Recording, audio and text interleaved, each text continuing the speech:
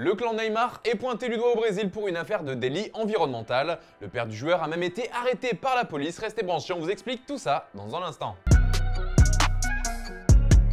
Foot.fr, fournisseur officiel de football.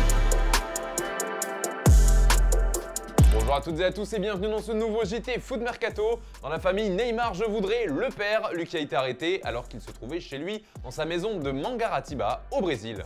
C'est une information signée UOL Esporte. Le média explique que la police a débarqué chez Neymar Senior pour faire stopper les travaux de cette maison. Le père de l'international brésilien ferait l'objet d'une plainte pour délit environnemental à cause de plusieurs infractions, comme détournement d'un cours d'eau, prélèvement d'eau pour un lac artificiel, terrassement, excavation et déplacement de rochers sans autorisation. Le père du joueur n'a pas été placé sous les barreaux, mais il va écoper d'une amende d'un peu moins d'1 million d'euros. Et toujours à propos de la famille Neymar au Brésil, cette fois c'est le fils dont il est question. Le joueur du PSG a donné quelques détails sur la suite de sa carrière. Présent lors d'une vente aux enchères organisée ce jeudi à Sao Paulo, il a renouvelé son vœu de retourner à Santos pour rejouer avec son club formateur. Évidemment, je rêve de rejouer au Brésil, je rêve toujours de rejouer pour Santos. J'espère que cela pourra arriver un jour, mais nous verrons. Le football est une boîte à surprises.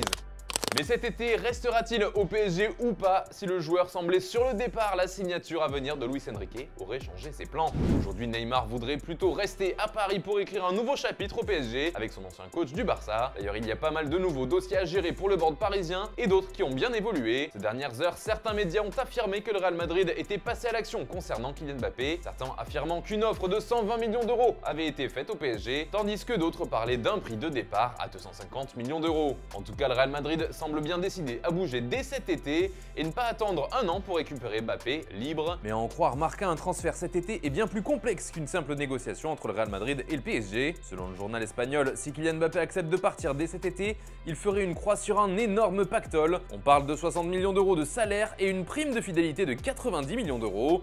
Un transfert cet été l'empêcherait donc de toucher 150 millions d'euros, une somme stratosphérique que le joueur ne veut pas manquer. Et le plan du clan Mbappé est simple d'après Marca, signer libre l'été prochain pour toucher une prime à la signature d'au moins 100 millions d'euros qui aurait déjà été négociée par le passé avec le Real. Bref, le club parisien sait qu'il n'aura pas d'autre choix de céder aux demandes de Mbappé s'il veut vraiment le vendre cet été. Et c'est peut-être pour cette raison que le Paris Saint-Germain a passé la seconde sur le dossier Harry Kane. Pour l'instant, il n'y aurait seulement que des discussions avec l'entourage du joueur, mais rien de concret entre les clubs. Dans le même temps, Marcus Thuram, suivi par plusieurs écuries européennes, aurait tranché concernant le PSG. D'après l'équipe, il aurait choisi un autre projet sportif et aurait donc recalé Paris. D'ailleurs, toujours en attaque, un nouveau nom a fait son apparition dans la liste du PSG, c'est Federico Chiesa. L'international italien veut quitter la Juve cet été, ce qui intéresserait les dirigeants du club francilien.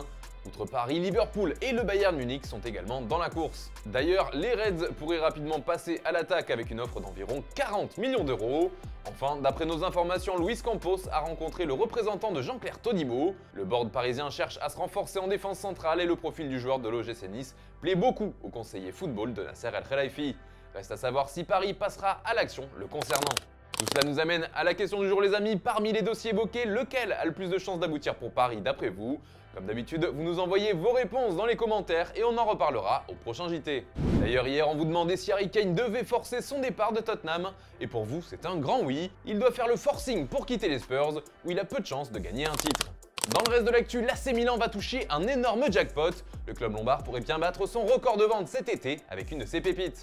L'info fait les gros titres du côté de l'Italie. Newcastle aurait trouvé un accord total avec Milan autour d'un montant qui s'élève à 70 millions d'euros. L'opération concerne Sandro Tonali et elle pourrait même grimper jusqu'à 80 millions d'euros avec les bonus et un pourcentage à la revente qui devrait être inclus. De son côté, le joueur devrait s'engager pour 6 ans avec les Magpies et touchera un salaire de 8 millions d'euros par an.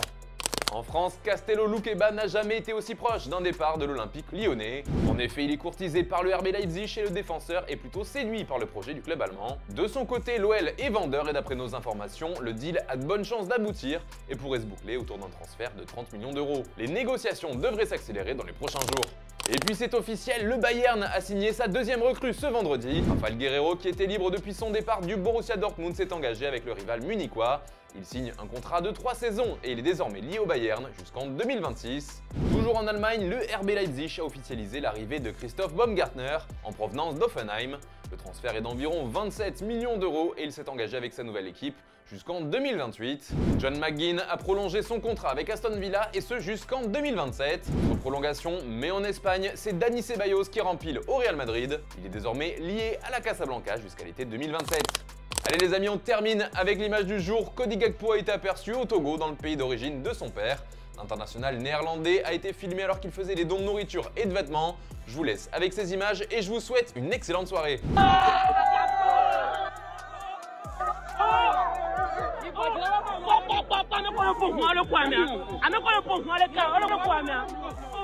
Coucou,